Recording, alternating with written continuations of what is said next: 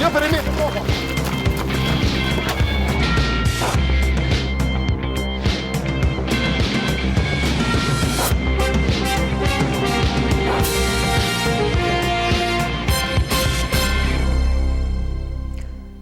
Shiko së ndëruar me në mbrama dhe mirë se vini në kallëzo për një me. Javë më pa në rrjetet sociale u transmitun pamjet të cilat shfaqnin dy zyrtar policor derisa shkelmonin një të prangosur. Ngjarja ishte rekordu prej personave të cilët e kishin parë ngjarjen, ndërsa kallëzo.com ka raportuar edhe për policë të tjerë të cilët duke përdorur uniformat e tyre dyshohet që kanë kryer veprimtari të ndryshme penale. Që nga janari i këtij viti deri më tani janë arrestuar 9 zyrtar policor, ndërsa është rekomanduar suspendimi i 49 policëve të tjerë. Një pjesë e madhe e këtyre rasteve u trajtuan vetëm pas denoncimit të qytetarëve, ndërsa ankesa këto i ka pranuar edhe Inspektorati i Policorit i Kosovës gjatë kësaj periudhe. E institucioni që heton krimi në polici, Inspektorati Policor vetëm gjatë këtij gjysmë viti ka pranuar e ka trajtuar 520 raste për punonjësit e policisë, në ndyshimin se të njëjtit janë të përfshirë në veprimtari penale. Inspektorati Policori i Kosovës këtë javë shënoi edhe 20 vjetoren e themelimit, ndonse me kompetencat e hetimit penal nuk nisi nga fillimi. Për me diskutuar rreth krimit në polici, sonte kemi ftuar kryeshefin ekzekutiv të Inspektoratit Policor të Kosovës, Kushtrim Hodaj. Zotre Hodaj, fillimisht urime për vjetori i Inspektoratit Policor, çka kishit me veçuar këto 20 vjet si arriturën më të madhe të IPK-s? Faleminderit për ftesën dhe mundësinë që të flasim për të arritur të Inspektoratit Policor të Kosovës. Sigurisht nëse kthehemi në retrospektivë për 20 vite, Inspektorati ka filluar me sfida të ndryshme të funksionimit, me mungesë të kapaciteteve. Të arriturën kryesore konsideroj të qenërit një organizat e besueshme për qytetarët, një organizat kredibile, një organizat me identitet dhe që është një nga institucionet model të zbatimit ligjit në Kosovë, por edhe në rajon si model i një mekanizmit të pavarur të mbikëqyrjes policore që ka qenë qysh në fillimet e hershme si model për herë të parë, që është zbatuar në rajonin tonë dhe besoj që me këtë premis kemi vazhdu me ngrit sa më lart institucionin tonë në nivelet që të ketë integritet, thash, pro edhe të ketë besim tek qytetarët. Çka kishit konsideru sfidë në institucionin cilin ju e drejtoni tashmë? Mungesa kapacitetetve është vazhdimisht sfidë, për shkak se rritja e besimit të qytetarëve dhe rritja e numrit të ankesave që adresohen në inspektorat sigurisht kërkon edhe kapacitete edhe burime njerëzore, logjistike dhe profesionale, dhe këto në vazhdimsi janë në mungesë dhe ne po bëjmë përpjekje që të konsolidohemi edhe më tutje si institucion, të rrisim kapacitetet edhe sa i përket burimit njerëzore, po edhe aspekteve teknike të digitalizimit të proceseve dhe që mënyrë që të funksionojë puna brenda Inspektoratit Policor me lidhje dhe punët të kryhen në mënyrë më efikase.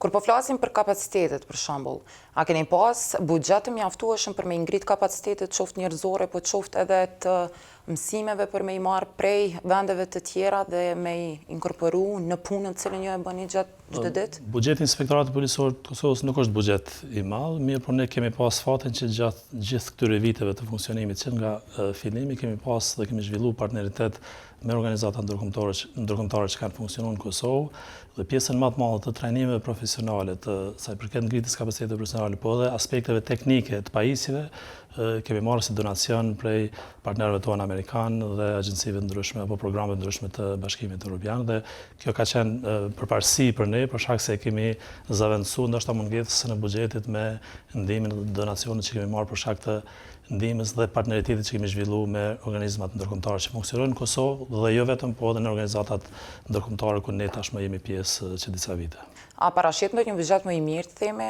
ose kapacitete më të mira për inspektoratin tash? Ne jemi duke punuar bashkë me Ministrinë e Punëve të Brendshme dhe Qeverinë e Kosovës që të rrisim buxhetin dhe në planifikimet tona kemi që një gjenerate inspektorëve të rekrutohet eventualisht këtë vit ose në fillim të vitit që vjen dhe besojmë që me këtë ne mund të akomodojmë edhe kërkesat edhe ngarkesën që është në punën tonë. Kohëve të fundit është diskutuar fakti që ka me u kriju një xhandarmëri. Ju si inspektorat i policor, si drejtues, a keni bisedu, apo a jeni taku me ekipin punueshës të punu në formimin e kësaj Gjandarmërie? Kemi pas diskutime... Roli cili do t'jeti inspektoratit në këtë fushë? Kemi pas diskutime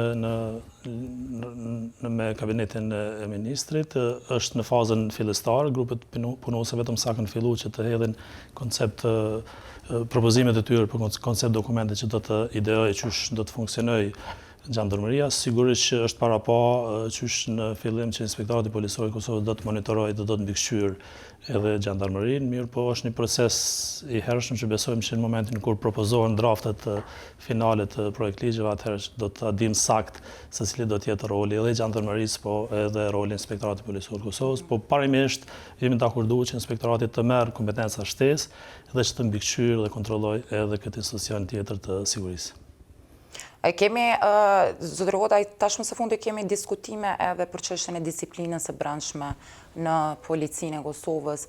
Ashtu trajtut, themi kështu nga ana Inspektoratit Policor se qysh po krijohet kjo farë lloj disipline përmes mekanizmave.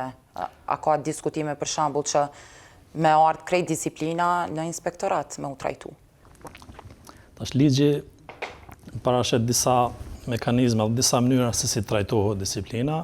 Parimisht aspekti disiplinor trajtohen në kuadrat e drejtorisë për hetimet brendshme në policinë e Kosovës, përjashtimisht rasteve të profilit lartë apo pozitave të larta drejtuese të cilat i heton inspektorati edhe për çështje disiplinore, po që janë një numër më i vogël për shkak të numrit pozicioneve të kufizuara dhe rastet që mund të jenë numër më të vogël.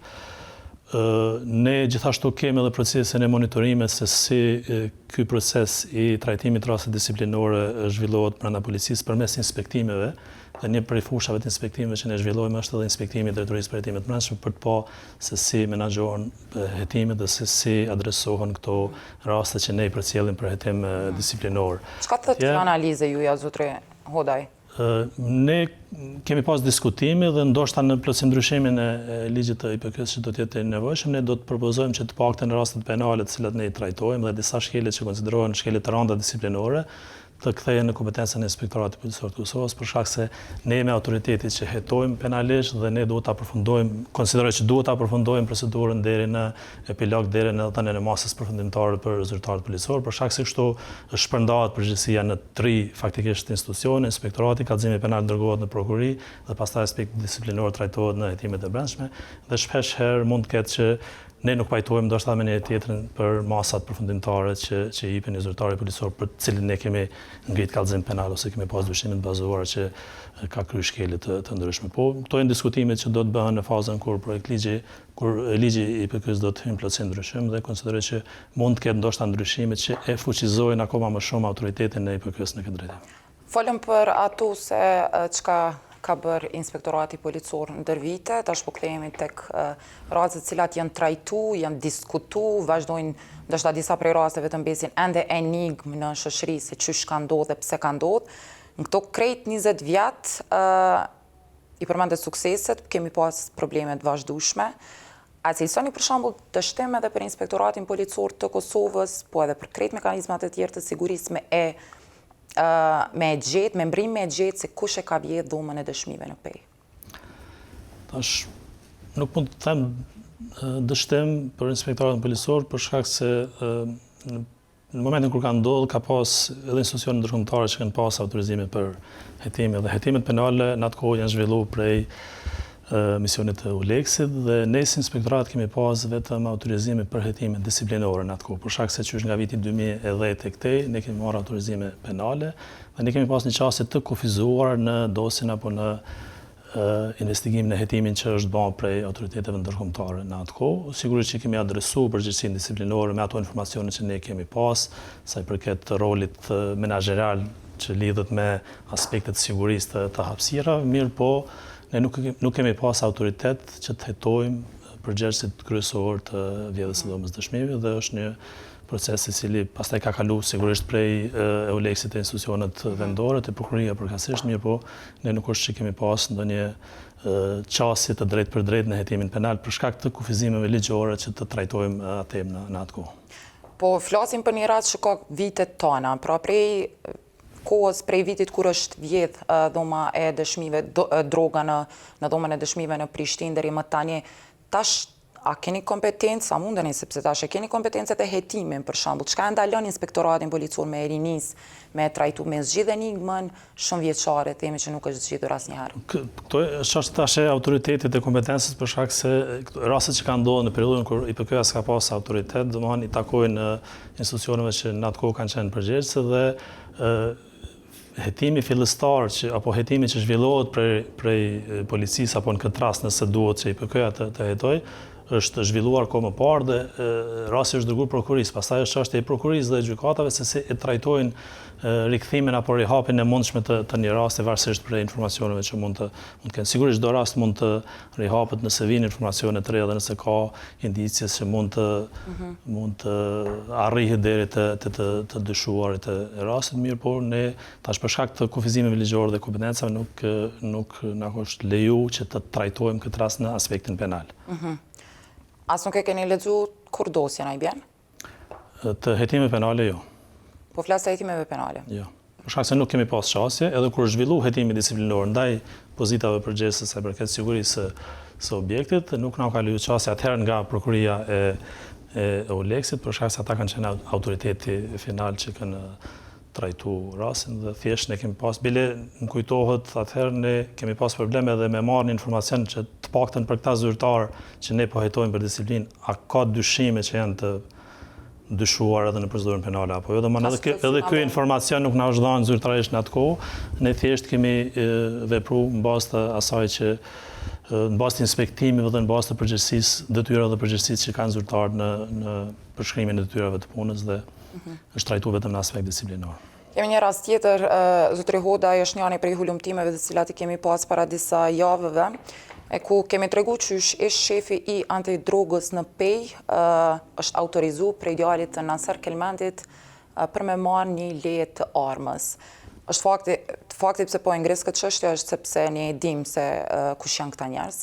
Pra edhe po du me ditë pra anës se ju i çka na tregon kjo kur dëgjojmë për një shef të antidrogës i cili prej një regioni marrë autorizim prej një person i cili është në listën e zezë të Shteteve të Bashkuara të Amerikës. Po fatkeqësisht kjo tregon që në kuadër të strukturës së policisë, përkundër rezultateve dhe performancës mirë që ka dhe besueshmërisë që gëzon Policia e Kosovës, ka elemente të cilat përfshihen në veprimtari në shkelje disiplinore apo edhe penale.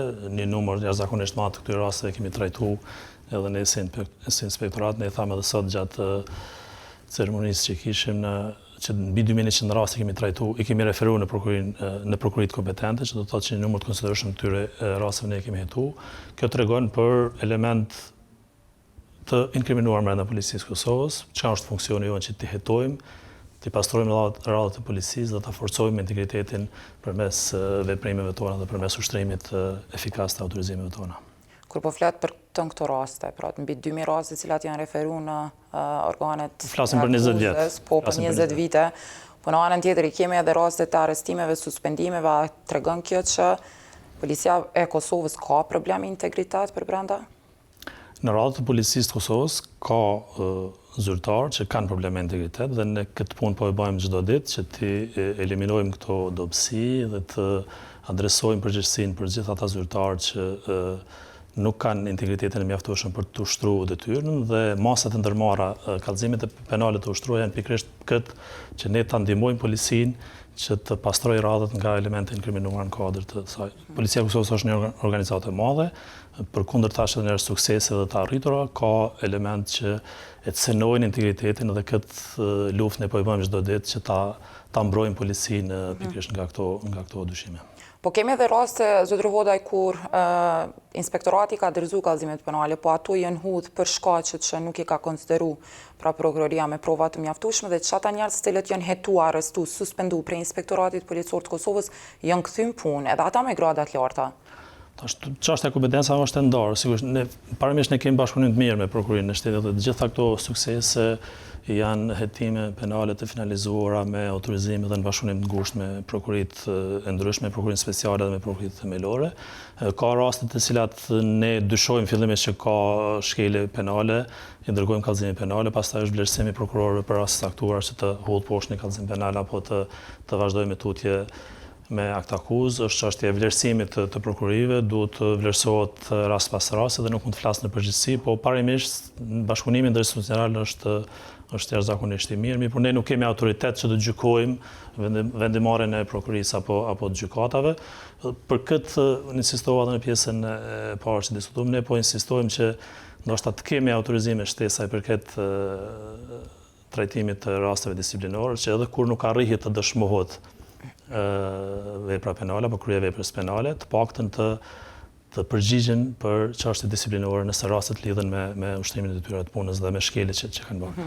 Shpeshherë ndodhet që nuk plotësohen elementet e veprës penale çka kërkohen me kodin e procedurës dhe çka duhet ta bindim një prokuror për të ngritur akt akuzë, mirë po mund të ketë elemente të mjaftueshme që ata zyrtarë të mos i ushtrojnë ato funksione, ato detyra apo të mos janë fare pjesë e policisë kusovës. Kjo e përmendet Kjo ishte arsyeja pse ju pyeta më herët edhe për çështjen e disiplinës, edhe ju tani e përmendet, është fakti që shumë shpesh kemi raportuar që edhe shkeljet të rënda në disiplinë kanë kalu, pra nuk janë ndëshku të themi, edhe në aspektin e brendshëm të policisë së Kosovës.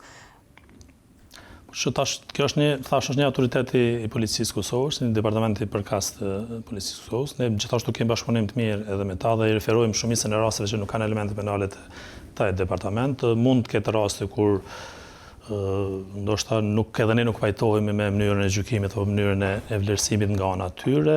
Her pas heri bëjmë kontrolle, bëjmë mbikëqyrje përmes raportit të inspektimit, mirë po prapë është bindje e lirë e organit kompetent që ka atë kompetencë për ta ushtruar dhe nuk është që mundemi edhe shumë të ndërhyjmë në autoritetin e komisioneve përkatëse kur vendosin me liru apo me ndëshku një zyrtar policor.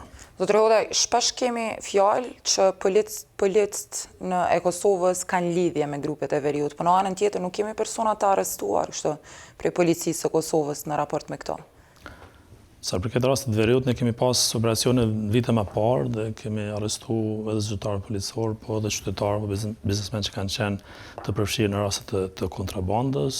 Mund të ketë informacione, mund të ketë raste që janë trajtim, sigurisht që duhet të provohen, duhet të ndërmirën veprime që ne të arrijmë të provojmë gjithë ato dyshime dhe në momentin kur ne kemi provat mjaftueshme, sigurisht që do të reagojmë dhe do të ndërmarrim veprime jo të veri, por në gjitha pjesët e Kosovës.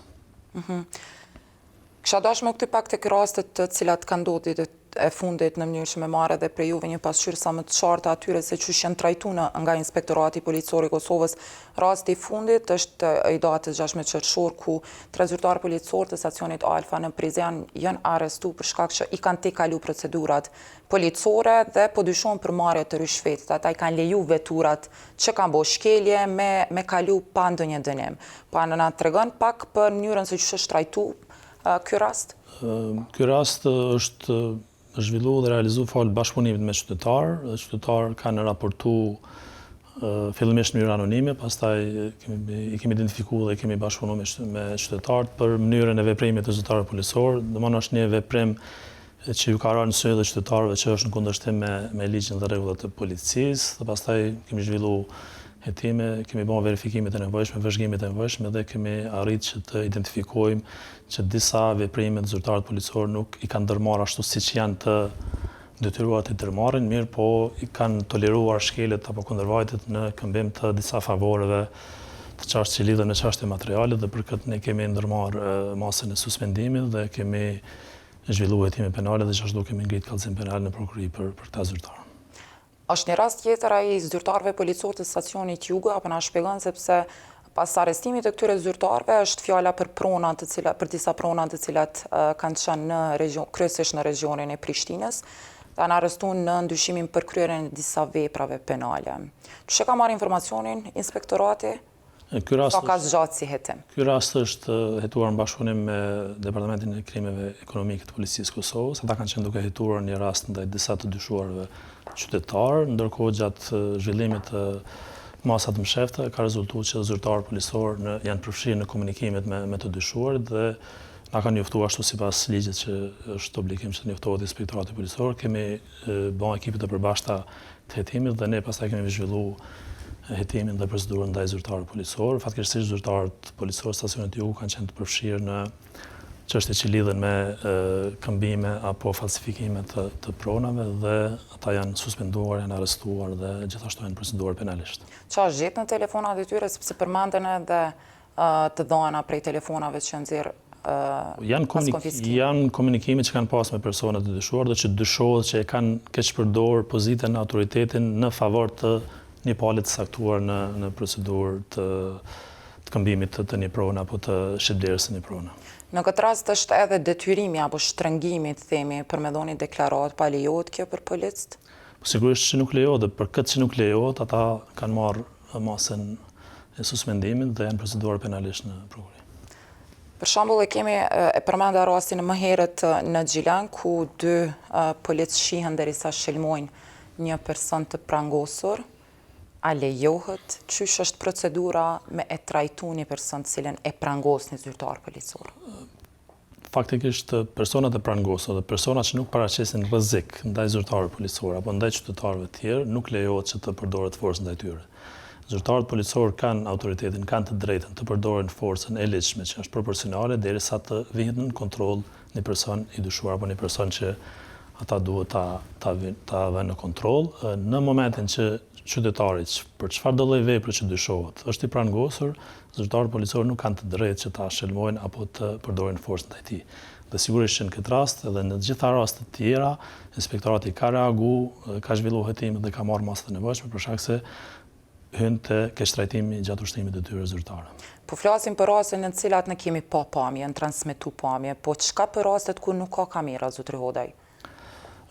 Ka raste që kur nuk ka kamera, po ka dëshmitar, ka qytetarë që janë kohën dhe ka prova të cilat mund të administrohen, ka raporti mjekësore, ka dëshmitar, ka mënyra të ndryshme që ne mund të arrijmë deri te e vërteta. Jo domosdoshmërisht duhet të ketë gjithmonë video ingjizime, po fatmirësisht kur ka ingjizime është shumë më lehtë që të dëshmohet edhe për ne, edhe për prokurorinë, edhe për gjithë.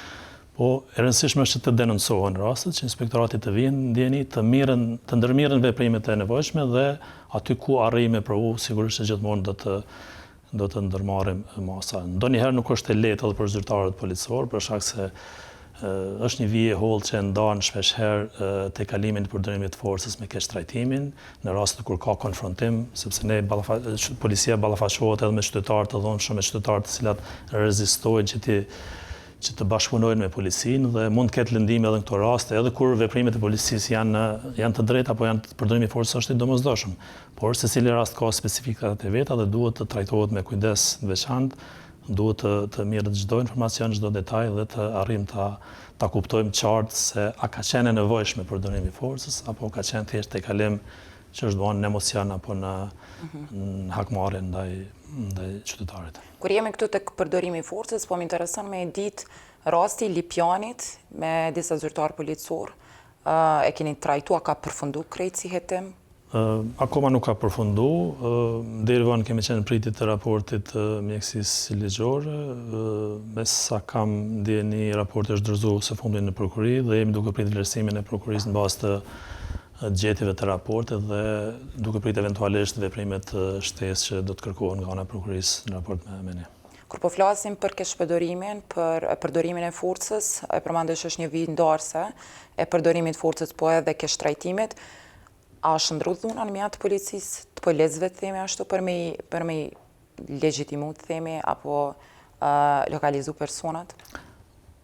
Dhuna e ligjshme është mjet i policisë për të ushtruar detyrën dhe veprimtarinë e vet. Dhuna e përdorur përtej këtij kufirit ligjor sigurisht është ndaluar dhe është hyn pastaj në keqtrajtim, hyn në inkriminim dhe duhet të veprohet kurdo që ka tejkalim. Ka raste, po them, në të cilat çështja e përdorimit të forcës është tipike shkelje e zyrtarëve policor. Është një problematikave që e kanë policitë të gjithë botës për shkak të kësaj që e kanë autorizimin për ta përdorur, kanë kufizimin të saktuara dhe shpeshherë situata në terren nuk është shumë e lehtë ndoshta për të gjykuar apo për të ndërmarrë kufizimet apo veprimet në sekonda nëse po e tejkalojnë apo jo përdorimin e forcës dhe shpeshherë përfshihen nga emocionet edhe policët edhe qytetarët, po e jona është të trajtojmë rast për rast dhe ta definojmë qartë kur ka pas tejkalim dhe kur nuk ka pas. Sigurisht duhet të mbrojmë zyrtarët policor kur ata sulmohen, ne kemi shumë raste që kur zyrtarët policor sulmohen nga qytetarët që janë agresiv dhe ne duhet të jemi të kujdesshëm në këtë drejtim. Më herët e përmenda faktin që 9 zyrtarë policorë janë arrestu gjatë këtij 6 mujorit të këtij viti, 49 policë të tjerë janë rekomandu për suspendim për shkak të dyshimeve për përfshirje në veprimtari penale. A dihet çfarë grada kanë këta persona, këta zyrtarë policorë në fakt që janë duke u hetu prej inspektoratit?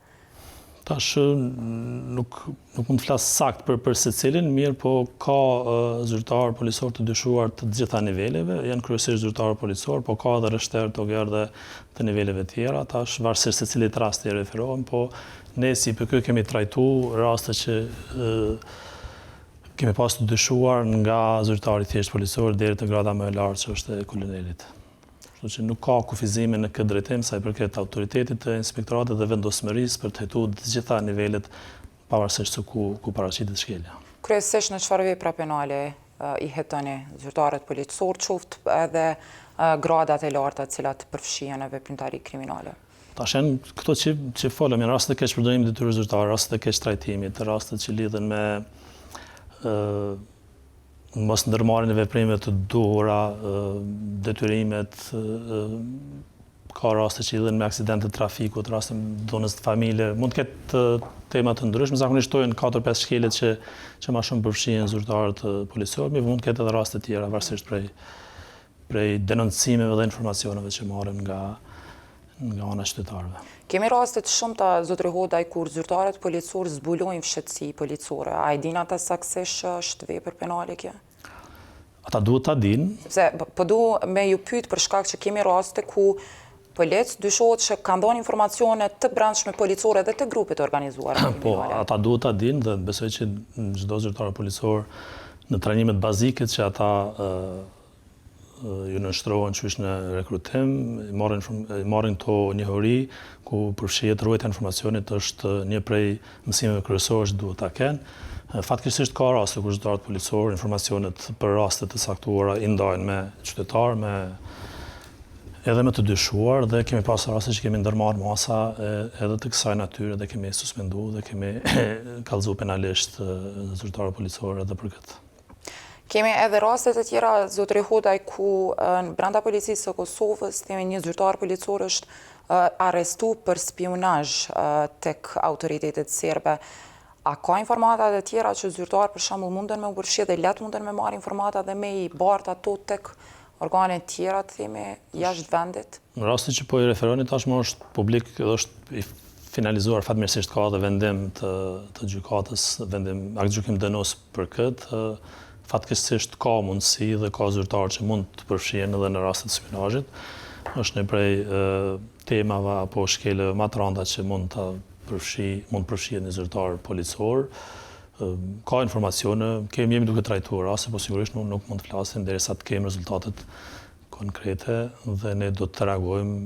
Këtu ka një rol të madh bashkëpunimi me Agjencinë Kosovare për Inteligjencë, për shkak se natyra e spionazhit është më shumë domen edhe i AKI-s për të hetuar, por fatmirësisht ne kemi bashkëpunim të mirë dhe këto raste do t'i adresojmë dhe jemi duke punuar në adresimin e këtyre rasteve bashkë me këtë agjenci dhe me Prokurinë Speciale sigurisht, për shkak se Prokuria Speciale është autoriteti që lëshon autorizimet për hetimin e këtyre rasteve. Po çka tregon kjo, zotri Hodaj, këtë tendencën për me marrë sa më shumë informacione dhe me i barë tek institucionet e Serbisë? Po shërbimet informative kanë gjithmonë tendencë që të marrin informacione, tash varësisht sa arrin me gjetë njerëz brenda strukturave që mund të punojnë për ta.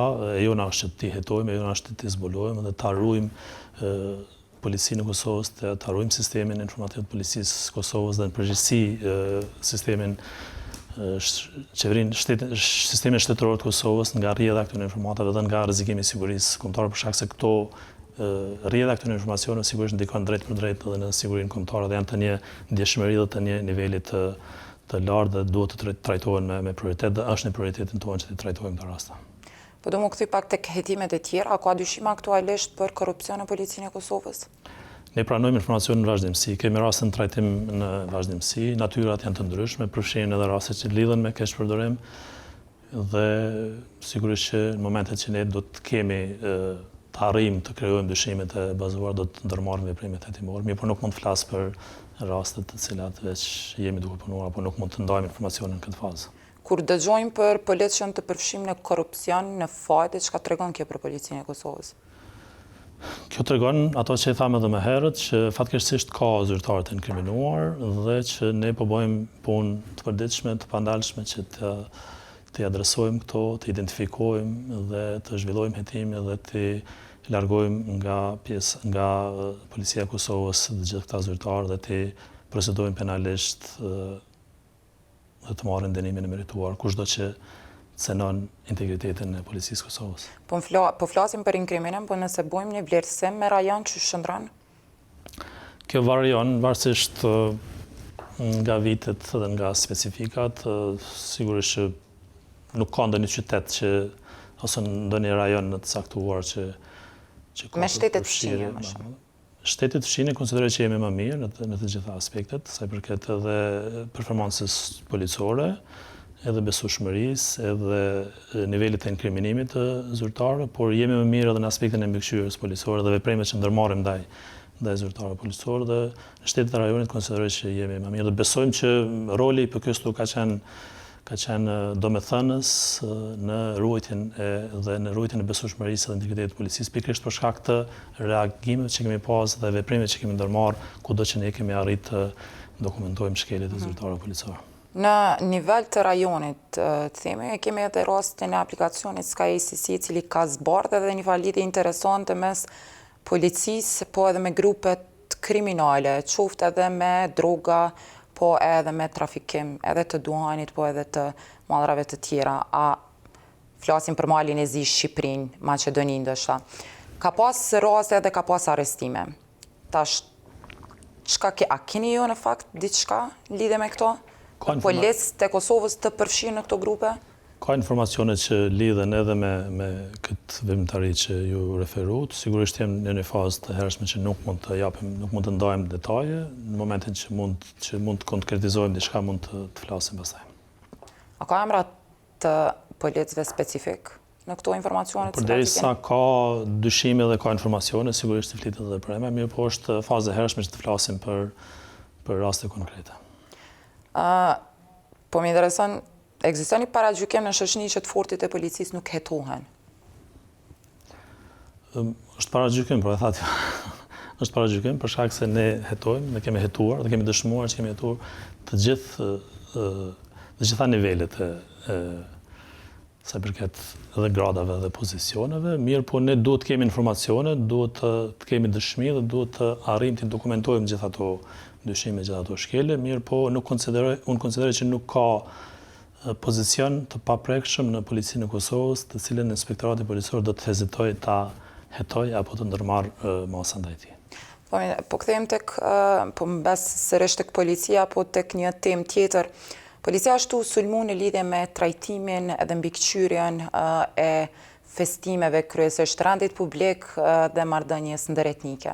Së fundmi patëm edhe festën e Vidovdanit, nga viti kalum IPK me vetë iniciativ ka dalë vetë në teren për me mbikëqyr punën cilën e bën policia, cilat janë gjetjet e fundit nëse keni dalë, sepse Vidovdani ishte në vikendin e kalum. Ne kemi grumbulluar informacione edhe sa i përket festimeve të fundit që lidhen me Vidovdanin. Jemi duke trajtuar disa ankesa, në fakt një ankesë të qytetarëve, disa pretendime që janë shfaqë në media dhe në organizatat të ndryshme.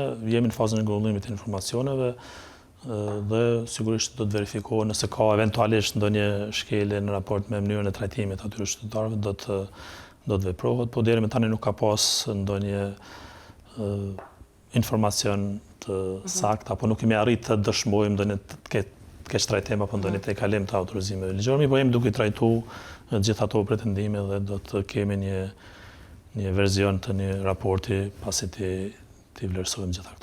A mundet inspektorati policor për shembull me bëhet vlerësimin e xhobave që shqiptohen për anën se policisë në ndalimin e këtyre, se kryesisht ankesat janë për xhobat që i marrin pjesëmarrësit në festën e Vidovdanit. Inspektorati nuk ka autoritet që të veprojë si shkallë e dytë e asnjë vendimi administrativ të policisë, për shkak se ato pastaj trajtohen nga shkalla e dytë që mund të jetë gjykata apo komisionet e brendshme. Nëse ka shkelje në mënyrën se si është zbatuar ligji, ne sigurisht që duhet të reagojmë, mirë po veprimet tona nuk kanë efekt të drejtë për drejtë në vendimet apo në masat që shqiptohen qoftë nga policia, qoftë nga gjykata qytetarëve të caktuar. Për shkak se ato marrin një rrugë zyrtare ligjore dhe këshillat juridike që duhet të paraqesin ankesat në shkallën e dytë. Kemi pas në të kaluarën, zotri Hodaj, edhe ankesa apo akuza temin ndaj policisë e Kosovës për ngacmimin seksual në pjesën e veriut të vendit. Çka ka nga këto informacione? A keni ju ndonjë ankesë? Nuk ka ankesat, ka pas pretendime, ka pas ndoshta fjalë pretendime, mirë, po nuk ka ndonjë rast kësaj natyre që është duke trajtuar, nuk ka ndonjë ankesë, nuk ka ndonjë rast konkret, thjesht janë më shumë supozime apo dyshime pa ndonjë bazë të caktuar. Qysh e shpjegon faktin që asnjë rast nuk e kemi prej këtyre ngacmimeve që është publik, po në anën tjetër kemi një fushatë e cila përmendet në vazhdimsi kjo çështja e ngacmimeve seksuale në veri të vendit, prej anës së zyrtarëve policor. Sigurisht ne jemi ballafaqur të gjithë në shumë takime të ndryshme kur është ngrit kjo kryesisht nga disa shoqëri civile që funksionojnë në verinë e Kosovës dhe unë vazhdimisht kam kërkuar që të denoncohen këto raste nëse ka, të jepen informacione dhe të hetohen, përderisa nuk ka denoncime, ne nuk mund të gjykohemi për mos hetim apo të gjykohet policia për përfshirjen në këto raste. Dhe nuk është që kemi pranuar ndonjë rast të tillë. Mund tjetë edhe fushat me qëllime të caktuara, sigurisht, po ne do t'i hetojmë gjitha këto dyshime të ngritura dhe do të vlerësojmë rast pas rasti, nëse eventualisht ka mirë, po thash deri tash nuk është që kemi pranuar ndonjë ankesë dhe këtë më shumë e konsiderojmë si një fushat të caktuar të grupeve të interesit që fatkeqësisht përdorën edhe disa shoqëri civile në emër të kësaj në verinë e Kosovës. Nëse po thoni që nuk keni pas ankesa dhe nuk keni pas diçka të faktuar në terren, a keni testuar vetë, për shembull, a keni inspektu që të paktën me vërtetu ato se çka po e thani? Po, inspektimi për këto raste të lloj natyre faktikisht nuk mund të zbulohen me inspektim. A mundeni me u testu këto informacione, për shembull, sillat jemene, a mundeni me i testu në terren? Me vërtetu çka është ndodhur atje. Ne në gjitha informacionet që kemi, në gjitha inspektimet që kemi zhvilluar, në të gjithë veprimtarinë tonë që zhvillojmë atje edhe përmes ekipeve të përhershme që kemi në verinë e Metovisë, nuk është që kemi hasë në ndonjë rast të kësaj natyre. Thjesht janë fjalë që diskutohen nëpër konferenca të ndryshme, nëpër takime, qarkullohen fjalë mirë, por nuk ka raste konkrete të ngacmimeve në veri. Po të kishte, ne do të hetonim dhe do të ndërmerrnim masa sigurisht, siç kemi ndërmarrë veprime qoftë në veri, qoftë në jug, qoftë kudo që paraqiten. Folëm për xhandarmërinë, krijimin e një xhandarmërie, po tash së fundmi Ministria e Brendshme ka nënshkruar bashkë me policinë dhe udhëzimin administrativ për gradimin në policia. A keni a keni trajtu? Çfarë roli keni këtu? Nuk e kemi trajtu, për shkak se kjo është një udhëzim, është një dokument, një akt ligjor që është nënshkruar nga Policia e Kosovës. Jemi njoftuar që është anuluar nga gjykata për shkak të, apo është pezulluar nga gjykata për shkak të disa ankesave dhe sigurisht jemi duke prit vendimin final të gjykatës dhe varësisht prej vendimit final të gjykatës edhe policia do të ndërmerr veprimet për të përmirësuar nëse eventualisht përmbajtja e udhëzimit mund bjen ndesh me ndonjë nen apo me ndonjë ligj të caktuar. Mirë, po tash kjo është më çështje e gjykatës dhe jemi në pritje të vendimit të gjykatës. Ju e keni anuluar një herë në konkurs, po nëse sheni prej kandit të juaj të inspektoratit policor, a është e lejueshme me bë ky gradim, u bë këto kapërcime 2-3 grada? Tash ne tham nuk mund të flasim këtë fazë përderisa çështja është duke u trajtuar në gjykim, mirë, por përderisa është udhëzim administrativ që rregullon mënyrën se si duhet të trajtohet apo të rregullohet një çështje siç është çështja e gradimit, sigurisht autoriteti që nënshkruan atë udhëzim administrativ ka autoritetin dhe përgjegjësinë që të përcaktojë rrugtimin e gradimit, sigurisht duke u bazuar në dispozitat ligjore dhe kushtetuese. Nuk jam shumë i sigurt, nuk kam ndonjë qëndrim të prerë të saktë sepse nuk është që kemi trajtuar si çështje për të pas ndonjë analizë më të saktë. Mirë, me qenë se veç rasti është në gjykatë, besojmë që gjykata do ta qartësojë nëse eventualisht ndonjë nen i këtij udhëzimi bjen ndesh në ndonjë ligj të caktuar dhe sigurisht do të bëhen ndryshime dhe ne inkurajojmë që të udhëzimi administrativ të jetë në harmoni me bazën ligjore dhe procesi i gradimit është shumë e rëndësishme që të zhbllokohet dhe të fillojë për shkak se është një është niveli përgjegjësisë sa i përket gradës së rështerit dhe të vlerët është shumë i domosdoshëm për mirë funksionimin e strukturës policore, për shkak se është grada e parë në raport me zyrtarët policorë dhe ka vite që nuk është zhvilluar ky proces. Ndoshta kjo është një prej arsyeve që disiplina në radhat e policisë dhe disiplina në radhat kryesisht të gjeneratave të reja, ndoshta është edhe për shkak të mungesës së eprorëve të vijës parë për të mbikëqyrë dhe për të udhëzuar zyrtarët policorë që janë të ri dhe mund të devijojnë apo mund të kryejnë shkelje caktuara. Po du me ju pyet rreth proceseve të nderuara në polici, së fundmi patëm edhe zgjedhjet, janë përmend tender të ndryshëm, tu fillu prej uniformave, ushqimit, a ka ndonjë që po e heton aktualisht inspektorati? Janë disa raste që lidhen edhe në fushën e prokurimit, janë raste që janë në fazë të hershme të hetimit në raport, janë autorizimin nga prokurit për kacë dhe nuk kam ndonjë informacion konkret që mund ta ndaj, mirë, po ka raste dhe ka informacione që trajtojmë edhe sa i përket procedurave të nderuese në Policinë e Kosovës. Policia e Kosovës është një organizatë që ka një buxhet jashtëzakonisht madh dhe sigurisht ka shumë procedura të prokurimit dhe disa prej tyre shpeshherë janë subjekti i trajtimit dhe hetimit edhe nga ana jonë. A ka edhe të ndarë një burimor të cilët trajtohen? Janë duke u trajtu, hetu? Ka edhe të ndarë një burimor për të cilët ne kemi autorizimet që të ndërmarrin veprime hetimore.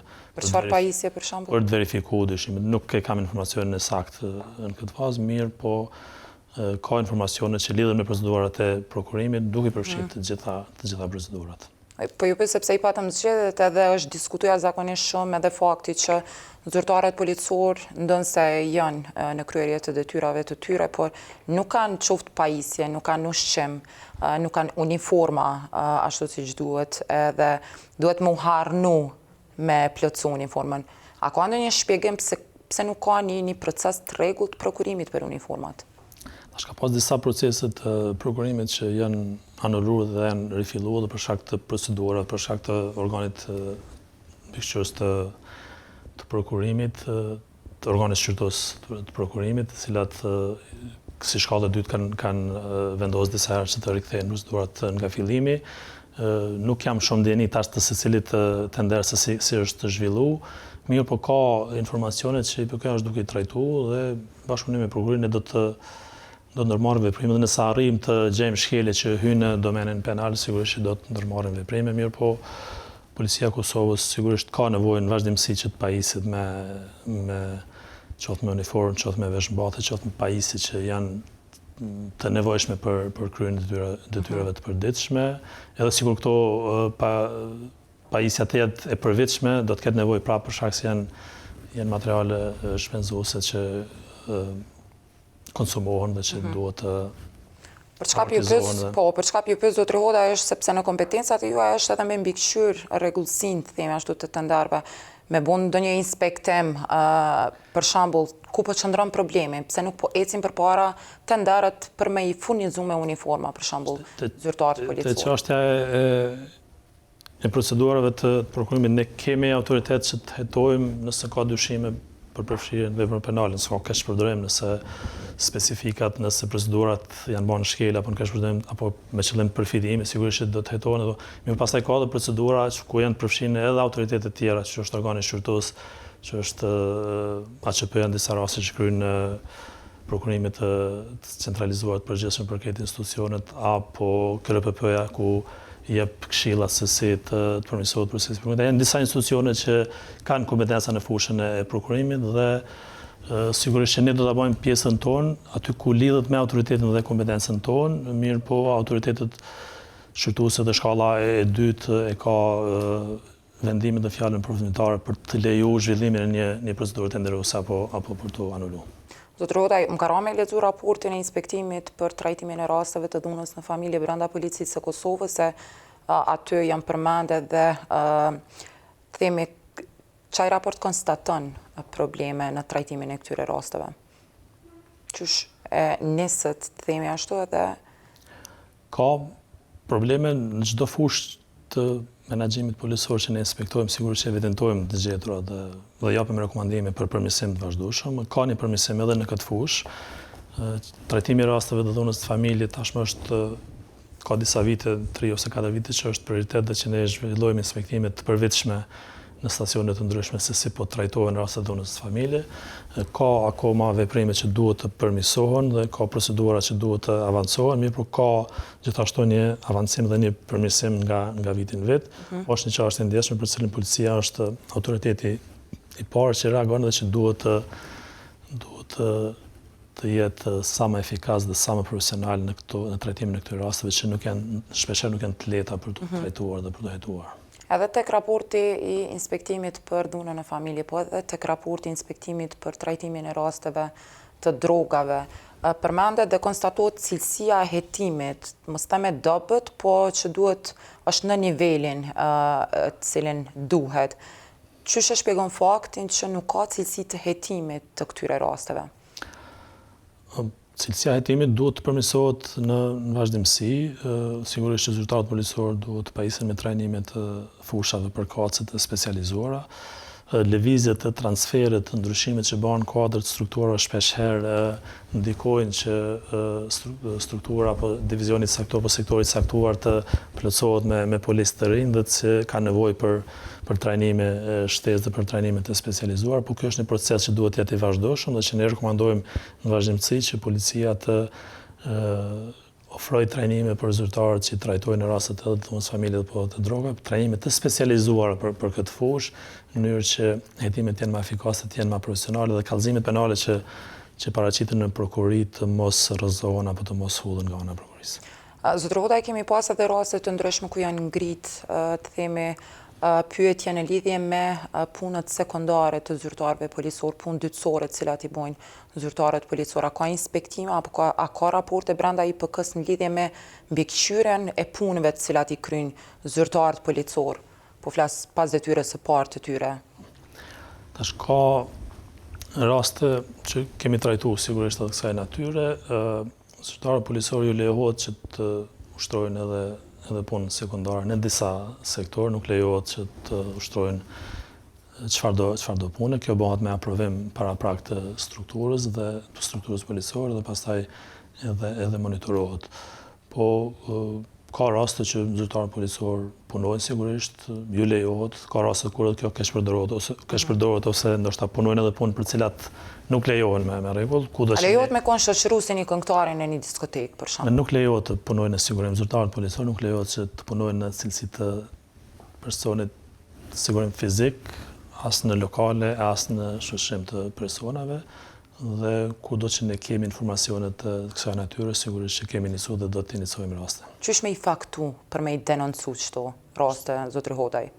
Është pak e vështirë faktimi dhe për këtë arsye ndoshta nuk ka numër shumë të madh të trajtimit edhe pse flitet dhe mund ta dim që mund të ketë zyrtarë që punojnë për shkak se nuk ka diçka zyrtare, kontrata të punës apo pagesa që bëhen përmes sistemit bankar. Zyrtarët policor janë edhe qytetarë dhe kanë të drejtën në ushtrimin të aktiviteteve jashtë orarit punës, edhe të frekuentojnë lokalet, të cilat nuk janë lokalet ndaluara dhe kjo shpeshherë kamuflohet në emër të një dalë kështu të qefit, po faktikisht ka raste ku zyrtarë punojnë apo janë në këto raste. Nëse kemi informacion, nëse arrimi faktu, sigurisht që kemi me marrë masa. Ka pas raste ku kemi trajtuar edhe të kësaj natyre, por ndoshta jo në atë masë sa mund të ketë në realitet. Zotër Hodaj, faleminderit shumë për intervistën. Shikues të nderuar, ishte kjo intervista me kryeshefin ekzekutiv të Inspektoratit Policor të Kosovës, Kushtrim Hodaj. Ju vazhdoni me na shkruajt në kallzo.com dhe deri në emisionin e radhës Minbeqi.